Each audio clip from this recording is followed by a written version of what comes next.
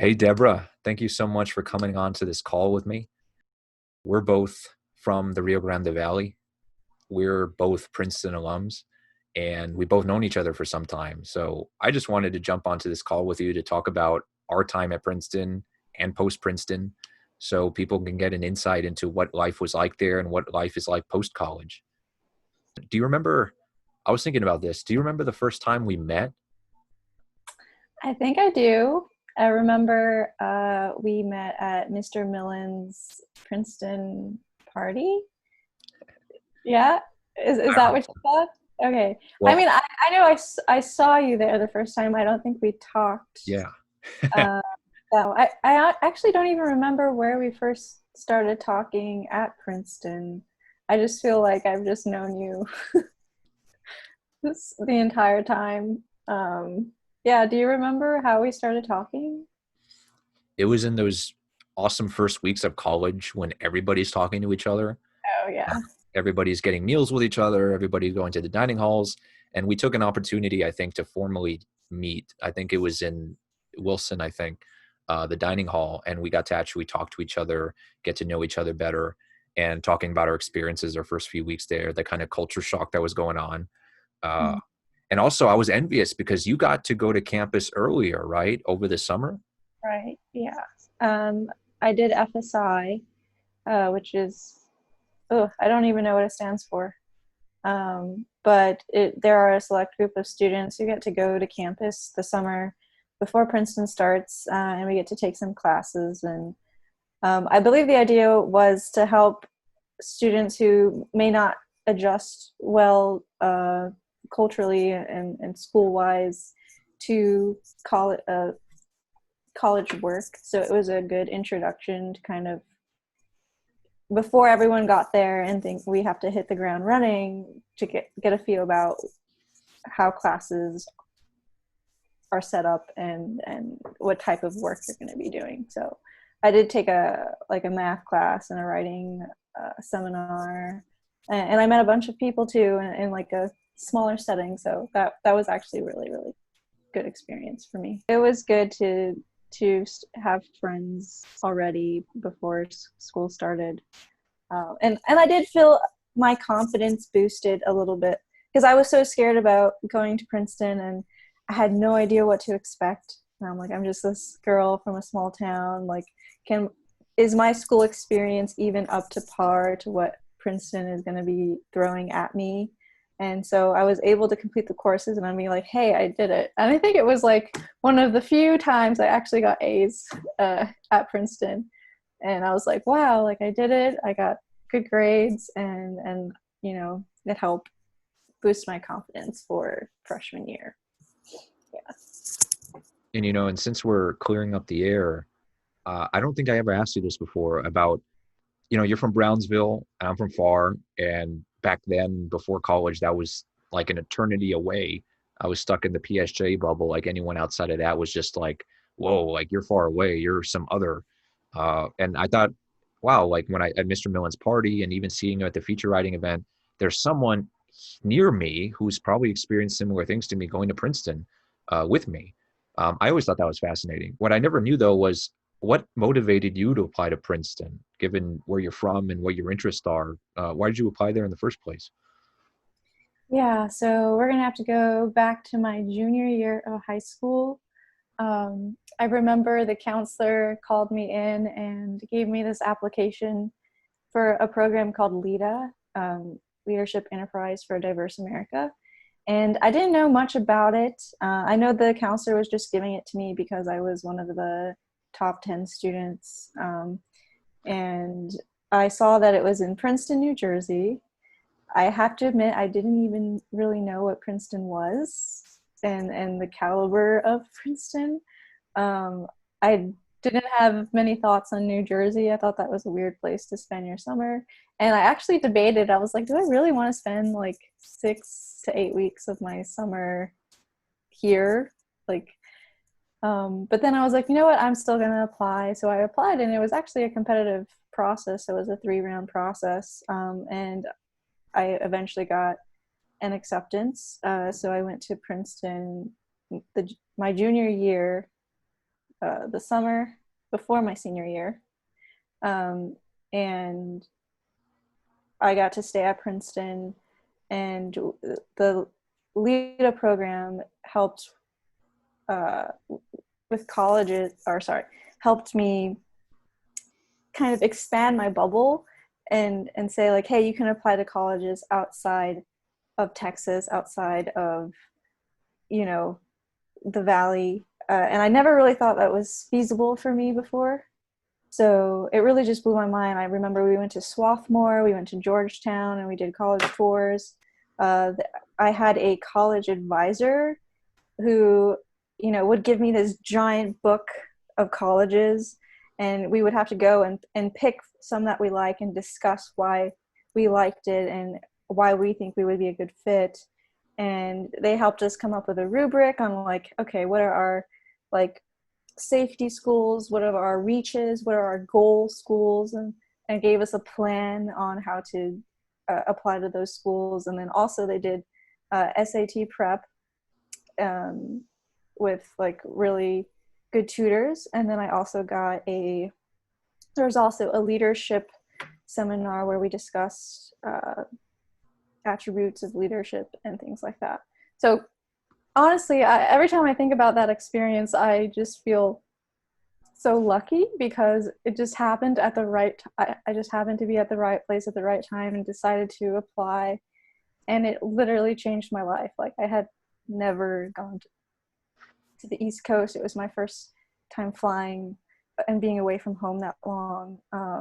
So yeah, and then when I was at Princeton, I was like, I love this place. I think I'm going to apply, and that's how I even applied in the first place.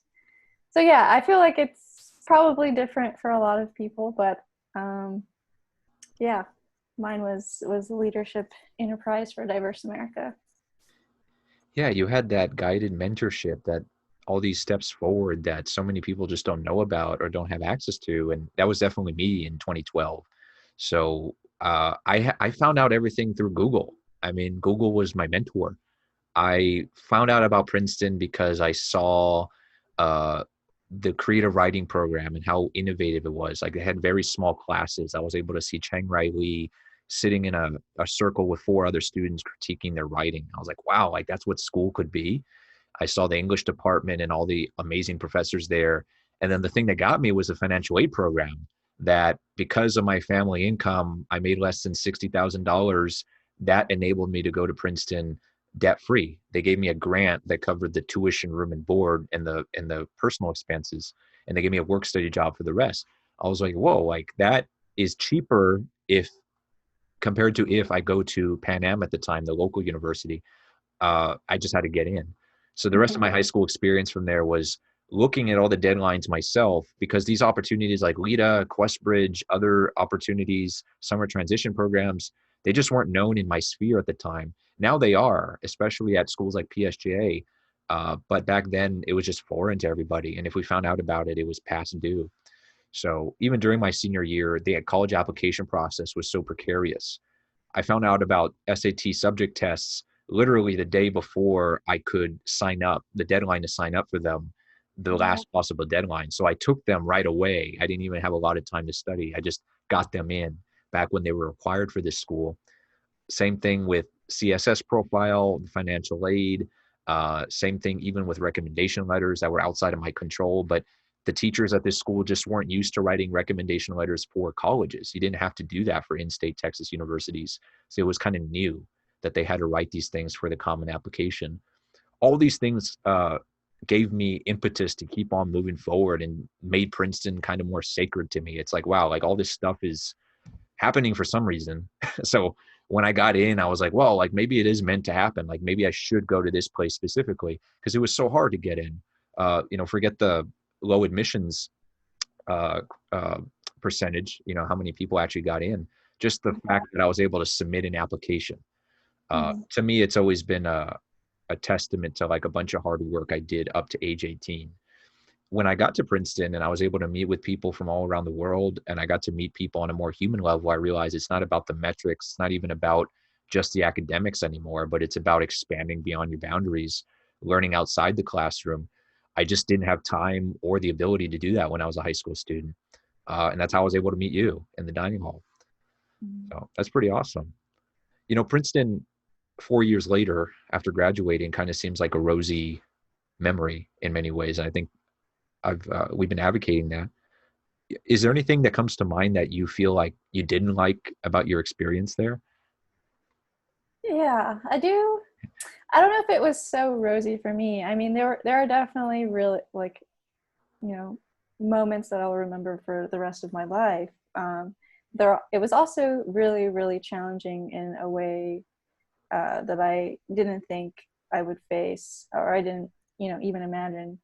So, leaving the valley and leaving your hometown for the first time and being immersed in so much diversity and with people from all over the world, so many different backgrounds. Yeah, I did feel very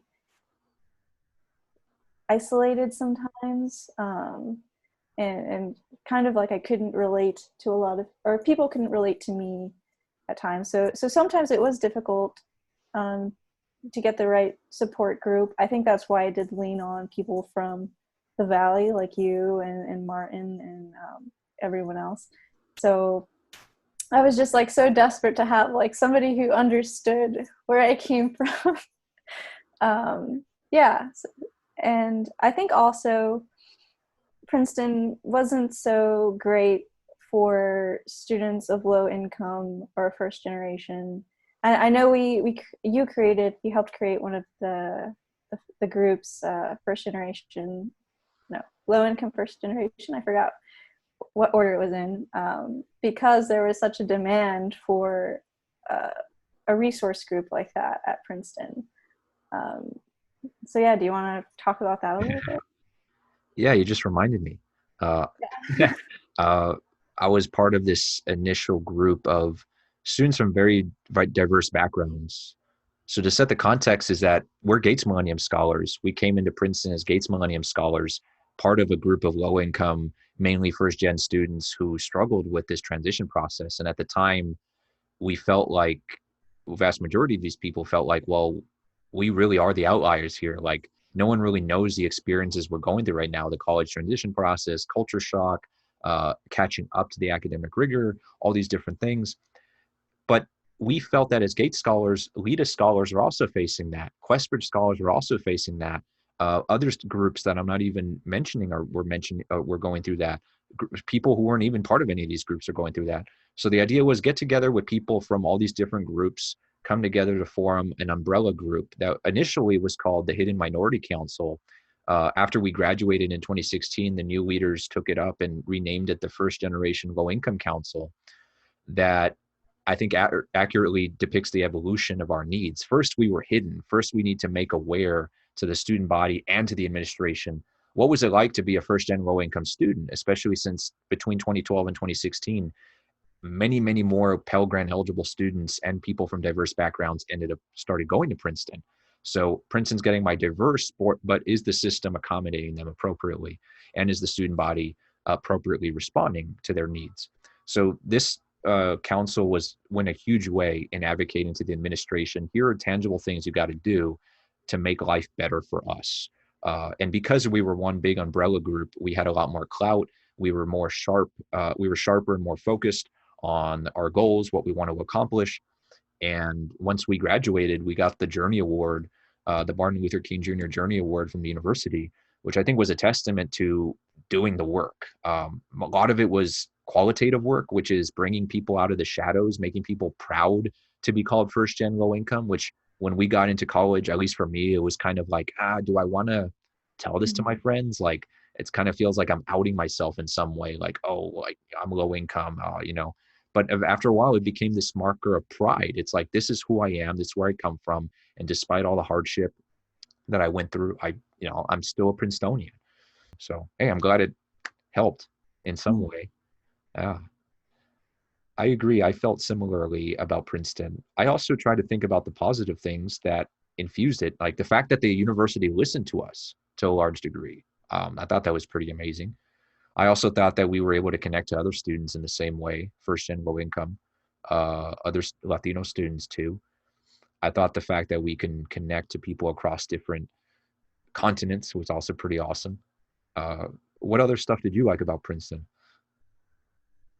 Yeah, I mean, hands down, I think academically it was one of the best places I could have gone to. Even today, you know, when I'm doing my work in computer science at Microsoft, like I'll run across old professors' names and they'll be like, that was my advisor at school. And I just like, I really didn't know how good I had it. Like these people were accessible to me. And so, yeah, for that, I think I really got a world-class education. And that's one of the things I'm really proud of. Um, what other things? I mean, friendships, uh, research opportunities. Yeah, a bunch of stuff. Yeah, and I asked because I feel like what we would consider the low points and the high points kind of merge together in many ways. Uh, often people say that the people are the best aspect of Princeton, and I agree. But sometimes the low points are that the people there don't have enough time to hang out Mm. as people. Sometimes the academics and all the other things they put on their lap, from professional opportunities to extracurriculars, prevent this awesome experience of talking to people in the dining hall and just getting to know them on a human level. Prevents that or reduces the time that you can do that. One of my negative experiences was always feeling like time was going by so quickly and I had to schedule everything. Like when it got to the point where you're scheduling people in for meals, uh, I thought that was weird, first of all, when that first happened to me. Someone was like, yeah, I'll schedule you in. And just literally showed me their Google Calendar. No one ever done that to me before. And I was like, are we some businessmen or something? It's like, it's just lunch. Don't you have lunch all the time? Uh, to me, eventually, when I caught myself doing that, I realized, okay, wait, what is happening to my schedule where I have to start putting an hour of time in to eat with a friend? Do I really have to do that? But the Princeton reality, I think, forces you to adapt to the situations around you, which is everybody's busy. Everybody has a goal, which is not only to graduate, but to go beyond graduation to develop professionally from day one, networking, and many other things that just get in the way of genuine human connection. So the beauty is there, but also I think the ugly parts kind of mix in together. At least that was my experience. Yeah. Yeah, that makes sense. I do remember, I mean, I know that we used to joke, time is money at Princeton. I remember you would, there would be free pizza in one building and you would really consider the time it took to walk to that building. Like, do you really have the time to walk to that building for free pizza? I don't know. Yeah, and my sleep schedule was whack as well. Yeah, it was a crazy time where I was just kind of struggling to keep up with my classes, but also trying to have some type of social life because I felt like college is the time where I'm supposed to, make these amazing friends and things like that. But I also um, was thinking about the future, like what am I supposed to get out of Princeton? I was given this opportunity. I really need to take advantage of it. So just that pressure of like I need to help my family. I need to like break the cycle. Like it that just weighed down on me pretty hard. So that's kind of why when I reflect back, I just remember that pressure to succeed, to do well, and to take advantage of this like once in a lifetime opportunity. Yeah, I think a lot of that resonates with me too. And for some reason, I felt like that was an unexpected thing. I kind of intuitively knew that Princeton was going to be hard and that I would grow up in certain ways, but it was very vague, a very vague idea of what college was going to be. But when it actually came time to thinking about, well, what am I doing here? It's not just getting grades. I mean, grades are important to some extent, but it's what you do with the learning. It's what you do with these skill sets when you actually get pushed out of the Fitz Randolph gate and you're out in the real world. What is your role? That was unexpected to me as I went through the 4 years where they made an emphasis in my freshman seminar actually on Facebook algorithms. I felt like I was actually learning about a real world topic for the first time that mattered that actually connected to things I was doing day to day. And we had these open conversations in the class about, okay, well, what do we do with this? We're not just talking in the void. We're actually trying to better our own understanding at the time of privacy, of algorithms, of data, and what do we do with it in this rapidly technological world? That was the first thing that hit me. I was like, well, like learning is actually an action here. It's not just a passive thing. You're actually Mhm. supposed to take it in and then take Mhm. it out into the world. That was unexpected to me. Uh, what were some unexpected things that happened to you at Princeton? Unexpected. I I remember that, in the valley, since, my father's Mexican, my mom is white. I was always considered white. I didn't speak Spanish very well.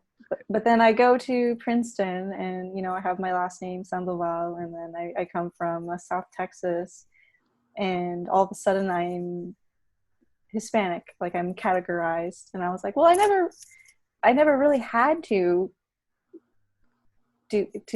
do that before, because when I was in the valley, I mean, it's like 90% Hispanic. Like you don't really have to claim your identity like that. So yeah, that definitely made me do a lot of reflection on what I represent at Princeton, and like my connection, my me connecting Brownsville to Princeton, and how I wanted that, relationship uh, to be carried out. How did I want me attending Princeton to influence Brownsville, and how do I also wanted to portray Brownsville to people from Princeton, if that makes sense. Yeah. Yeah, it's funny that you were considered white before here. It's when I'm literally white skin, and maybe I was just aloof growing up, but I never got the sense that I was somehow different from everyone. It kind of sounds weird, but I got a sense that yeah, everyone around me is brown, they're Mexican, but I'm also Mexican.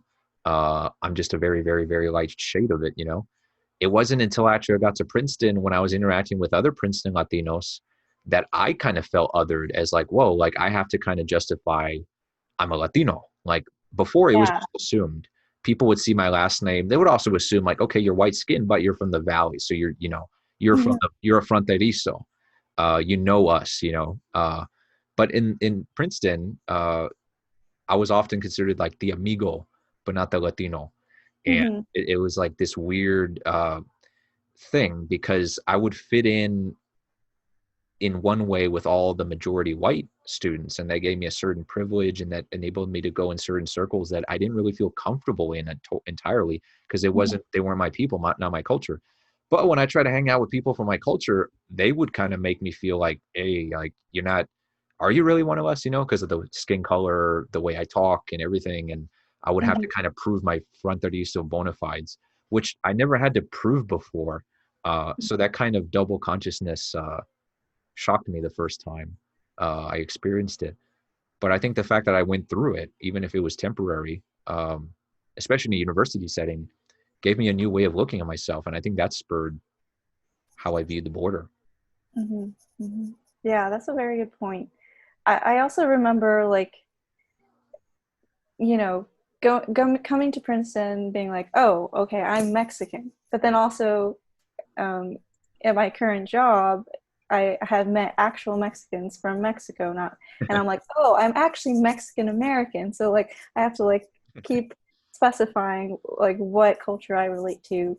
Um, so yeah, I totally relate to that. Yeah, I think the different, I'm very hesitant to call them cliques because college isn't about cliques. And I didn't feel like they were like cliques in the high school sense, but you definitely get types of people.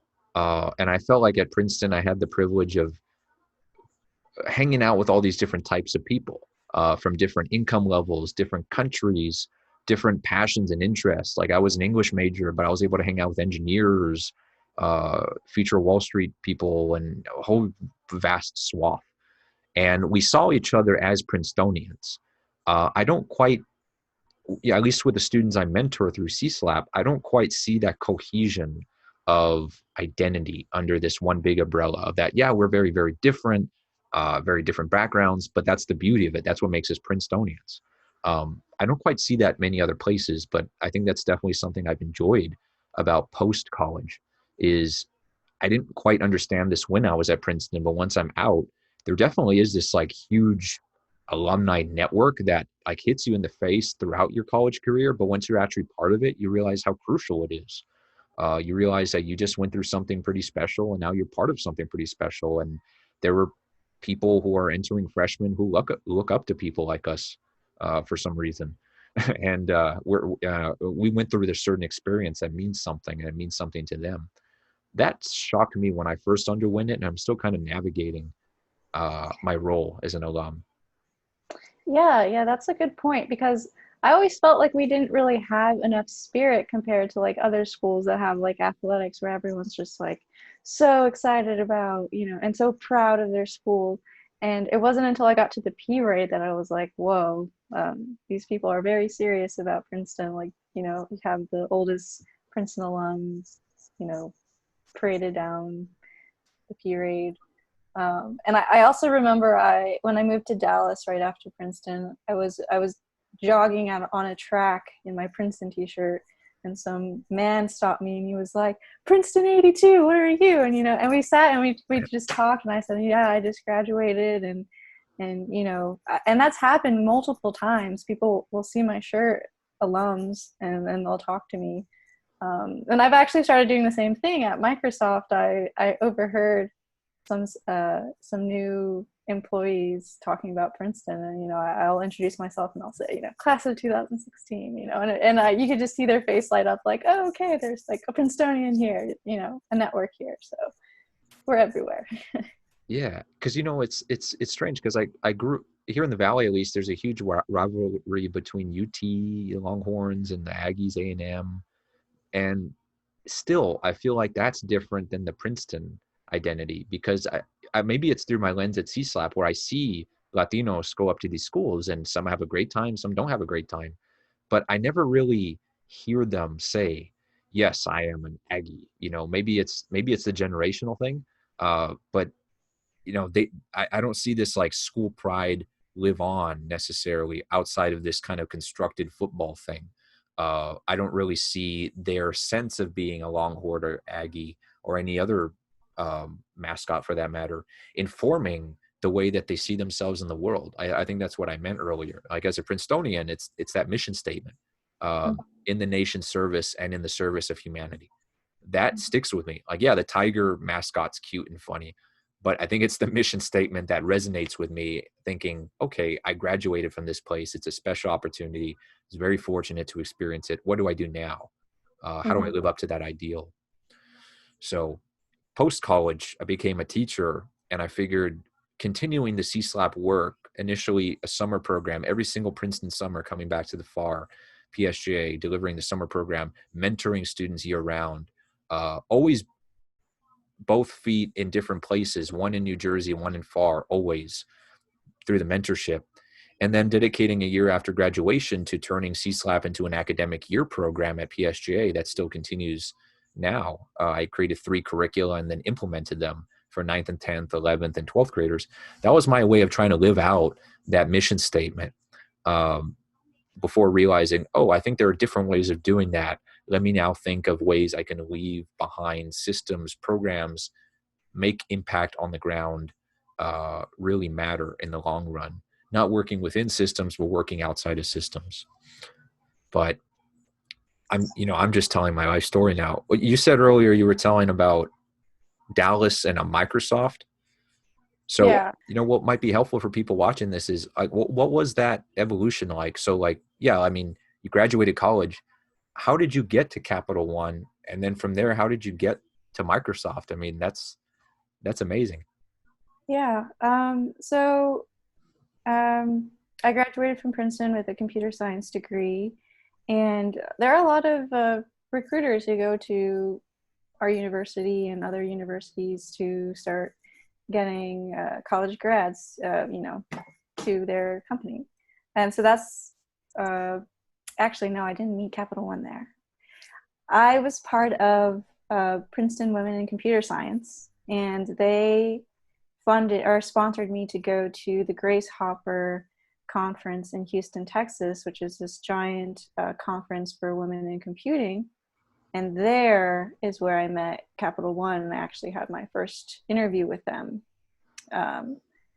And yeah, and that was like before my second semester of senior year. So I secured a job, you know, uh, before starting my last semester as a senior, which was a really good feeling. So yeah, that's how I met Capital One, and then yeah, I after a couple years with Capital One, I started to look elsewhere, and I applied for Microsoft, and now I'm in Seattle with them, and I'm pretty happy here. Yeah, the Gates Millennium Scholar ultimately ends up from working for Microsoft. I know. I am so happy about that. Like I think about that all the time. I just think it's so fitting. You know, I'm a Gates Millennium Scholar, and they helped support my education at Princeton, and then eventually I end up working for Microsoft as a software engineer. And I like I dream about the day I meet Bill Gates and I tell him that story. I think he would really love it. But I haven't met him yet. Yeah, you're inching closer. It's really amazing because I mean, especially for me, one thing thinking back earlier about unexpected things in college was how does this thing actually work? Which is, okay, you go to college, but then you somehow get a career and then somehow you live your life. College was almost like a transition period for me because it gave you that freedom and flexibility to actually start living your life while also taking classes, meeting other young people. It was like that medium that it's like a gateway, almost like slowly opening up to the real world. Uh, Mhm. Once I got out to the real world, I went to a kind of familiar place, which was a high school, which was that's where we were all in a high school. I was in high school. I went to go teach high school. So in a way, I had a little more time to like kind of grow into like, okay, I'm not going to class anymore. I'm teaching the class now. Mhm. What do I do after 5 p.m.? What is my life like without exams and tests and essays? That took me a while. But then even deciding beyond those, which is okay, I'm doing this now. What do I do in the long term? What do I want to do in my 20s, 30s, 40s, 50s? That was very unexpected. Even though you kind of think like, yeah, eventually you'll come to this thought process. I never thought I would think of that so young. Uh, Mhm.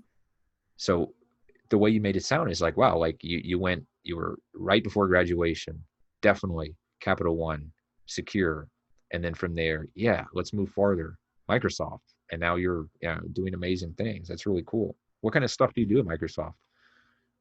Yeah, so I currently work within Bing. So Bing ads specifically. So within kind of search and ads. Can't really talk a lot about it, but yeah, it's really cool work, and it's work that touches millions of people every day. I'm just really amazed at the people who work there, the diversity of people who work there, and the ideas they have. And I'm super excited uh, to be there. Yeah, You think you can bring this video up on the Bing algorithm? I'll I know some people I can. No, just kidding. I don't know anyone. I can't influence the algorithm. Um, Amazing. It's amazing that I mean, I mentioned earlier I took this class on Facebook algorithms, and like the stuff we learn eventually turns into the stuff we do. I mean, in your case, computer science even more so. Like it's not just coding. I mean, to a large extent you're influencing decision making, you're influencing thought. When people bing something or search anything on a search engine, uh, it leads into all these different what you would call alternate timelines where it's like, okay, I clicked on this, I got info from here, et cetera, et cetera. It's a very important work, and I think it lives up to that in the service of humanity. It makes me think not only of what is year to year looking like, like not in terms of not just in terms of career, but in terms of what are we actually doing, like can we measure impact and actually feel like we're living up to this ideal, this great privilege we were given. This is something I think about often. I don't know if to me it's inspiring. I could imagine to some people it's debilitating. I don't know what your take is on it. Like this feeling of like, yeah, I'm out of Princeton. What do I do with it now? Do you ever think of that? yeah, I do. Yeah, I think it goes back and forth for me. I think I think there's definitely been a lot of growth since I left Princeton. I just remember when I was graduating, all I wanted to do was to make money. I just needed to have a job, have an income, and just prove that like I got a job out of college, and we're good. Like, um, and then after I'm making money, I'm feeling confident that I know what I'm doing. I started to like feel this desire like for more. And there are just so many stages that's happened to me. Like one year I'm just like I, I miss learning. Like I miss I needed to learn. So then I start learning on the side apart from my job. And then I'm just like I need to help my community. So then I started to like look into ways that I can help Brownsville. I did some mentoring uh, for students there at my high school, and then I'm trying to participate in CSLAP. So yeah, so I'm waiting for the next stage where I'm like, I need to do something else. Like, there's just this desire to to keep learning and to keep, that's when when you're on the next level of growth, when you get that feeling. Does that make sense? Yeah, I like how you put that as it's a next level of growth. Like people should aspire to grow into this mindset if they don't have it already. I mean, in a way, it's not just coming full circle, but it's almost expanding the circle to where you keep on growing as a person, but you make the most good out of what you do. So it's not just self-serving, but it's helping other people too, especially people who we wanted to look up to when we were high school students' ages right now. And we're thinking, what did we not have? What can we give them that we didn't have? Simply talking to someone from the Ivy League was such a privilege when I was a high school student. This was back in 2010, 11, 12, when Facebook was there, but it wasn't nearly as big as it is now. Not everybody was on it. I remember one graduate from my high school who went to Brown, I think in class of 2010, 2011. And I kept on asking my college counsel, like, hey, like, do you have her contact? Like, can I get in contact with her? I want to talk to her about Brown, like what it meant to leave the state. And they couldn't even do that. Like they had no way of contacting this person after graduation. And I couldn't find them either. So the fact that like you could watch YouTube videos about two people talking about their Princeton experience unfiltered, uh, which just wasn't possible. Now, 8, 9 years later, we're doing this, and who knows Yeah, what. that's funny that you talk about YouTube videos because I remember I went to YouTube after getting accepted and I was like, okay, maybe I can find something about what to expect when I go there. And the first video I find is that music video. I don't know if you remember it. I went to Princeton Princeton. and I was like, okay, that doesn't really help. Yeah. That was the kind of content we had back then. Now you put in Princeton and like there's a whole market on YouTube about people literally filming their day to day at universities, talking to camera candidly about their experience at universities, giving this invaluable advice. It seems so abundant nowadays. It's just the way you curate it. Mhm. Is it in long form conversation? Is it unfiltered? Is it about a specific topic?